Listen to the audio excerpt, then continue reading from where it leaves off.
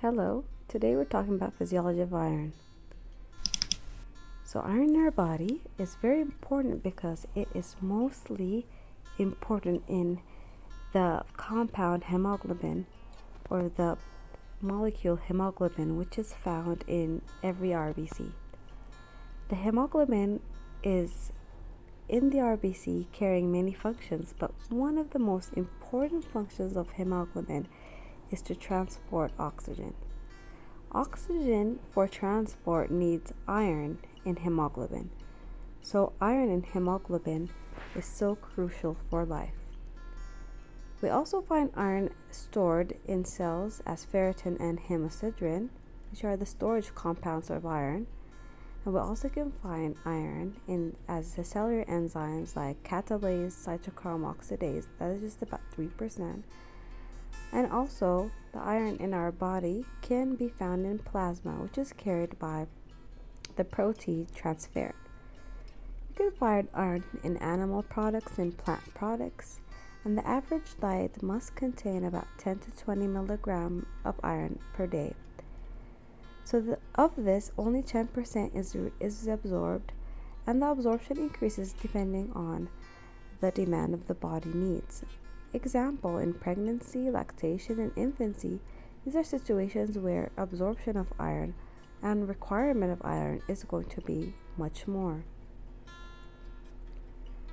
Iron is absorbed in your intestine, specifically in your upper intestine, the duodenum. It follows hydrogen by a secondary active transport, and here we will notice that iron will go through the ferrous form and not the ferric form. Ferrous meaning it has a charge of 2.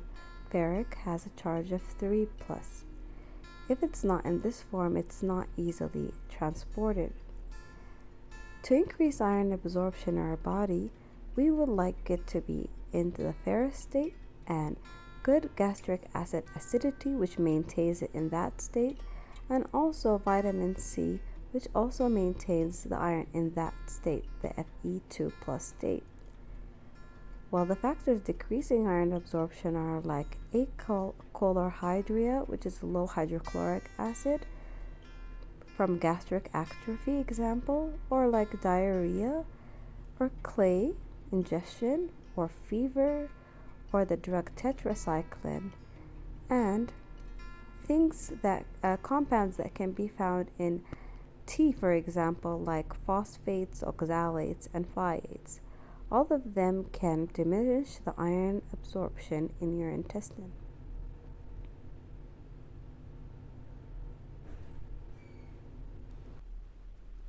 Okay, so after we now know where iron is mostly found, we want to see where the storage form is. The storage form, as we said before, is either in ferritin or hemosiderin.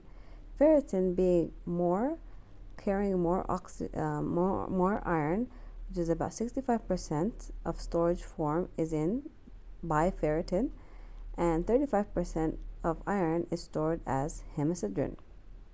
So we have more storage form as ferritin, and this will be found in intestinal mucosa, the liver, the spleen, and the bone marrow. Iron can be high or low states of iron. Low iron can cause iron deficiency anemia, where the cells will look small and pale, and this is called microcytic hypochromic anemia.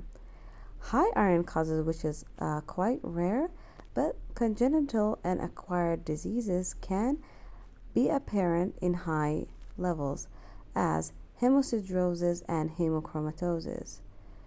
To summarize, if a patient has low iron,